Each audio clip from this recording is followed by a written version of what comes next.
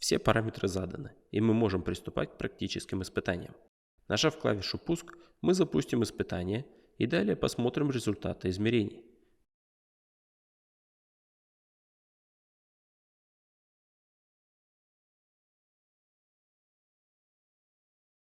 Мы видим, что реле сработало и отпало в границах допуска, поэтому оценка успешная. Коэффициент возврата также оценен как успешный.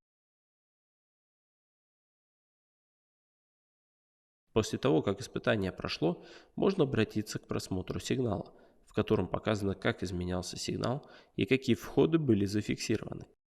Мы видим, что LIS-1 начался с 1,44 А и закончился по пуску реле.